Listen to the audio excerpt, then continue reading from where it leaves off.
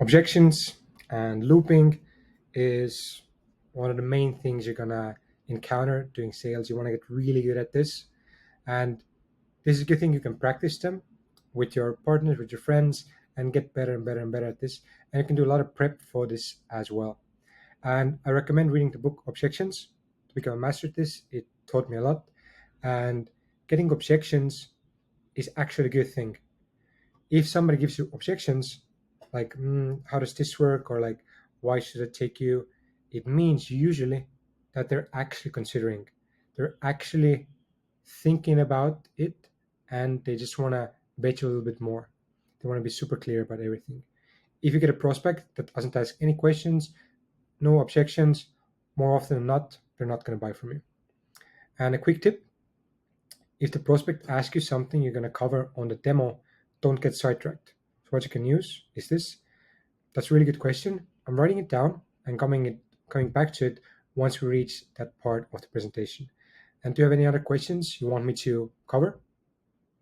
This will frame it so you're going to answer the question, you note it down, and they don't get a control of the situation. They don't get control of the demo.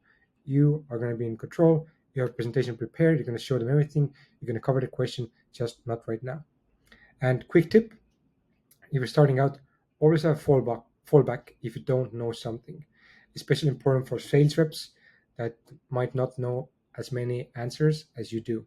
For example, that's a really good question.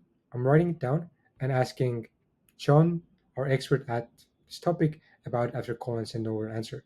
Do you have any other questions about this topic I should ask him?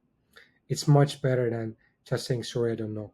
Obviously, you always want to have at least some sort of answer, but if they hit you with something that you don't know, if you're a new sales rep, you don't know the question, have this like, yeah, it's a really good question.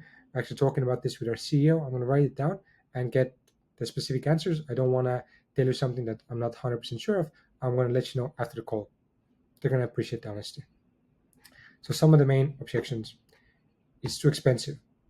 Then you pull up the ROI sheet and tell them, yes, it's going to cost you 5K, but you potentially make 20 to 30K.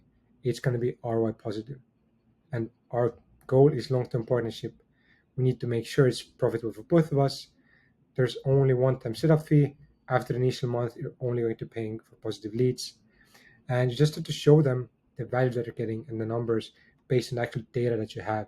And if you have any kind of performance-based offer, it helps a lot with the expensive question. But most often not, you don't want to start with discount straight away. Show the value and then later tie it in with a discount. How much time is it going to require from me?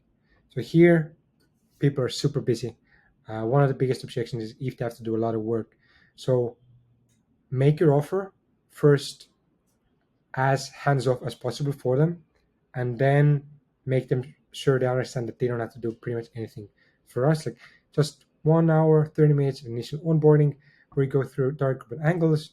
After that, it's just a little bit back and forth for feedback to get things rolling, and we made it frictionless as possible so you can purely focus on closing whatever their goal is.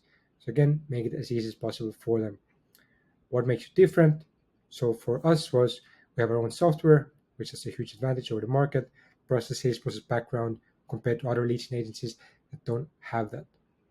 So again, have something that makes you unique, something that you can pull up whatever it is that you guys are doing differently. What do you count as a lead? So this is very specific for lead gen agencies, but main question for us, we go through that. How long does they get started? So again, really good question. You want to paint a picture in your head exactly how it's going to work and try to make the getting started period as quick as possible.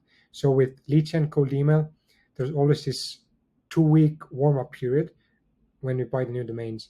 And you don't want to tell them like it's like 14 days once from the start, then you actually start getting results. Tell them what you're going to be doing in those 14 days. We're going to be working together with you to find the targets, the leads, writing personalized lines, going back and forth to find the best sequences, copywriting, really putting the strategy in place. And after 2 weeks, you can start getting those leads because we did the prep work already. So tell them you're going to start straight away. And the guarantee, always recommended to have something, especially in the beginning. Just walk them through how it works. Either have a money back guarantee, action-based guarantee, something that makes them trust you a little bit more.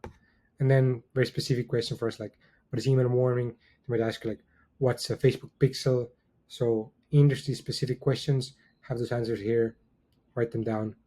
And then can I just do it myself? Like, yes, you can, but just like make them understand how much work it takes. So you're a founder, you're busy running the company. Yes, you could be doing this, but your time is so much better spent elsewhere. Show them the strategy document, for example, lead gen, the 50-page document. This is everything we're doing. Yes, you can do it yourself, but with us, it's just been quicker and easier. Most companies want to focus on the closing instead of doing the outbound. But if you want to do it yourself, 100% you can do it, and we can help you. So maybe you can turn it into like a dividend offer if they absolutely have no money for it. But you shouldn't be like focusing on that. Just like try to make them understand they shouldn't be working this. You're an expert at this. That's why people are paying you money, and that's why they should do it too.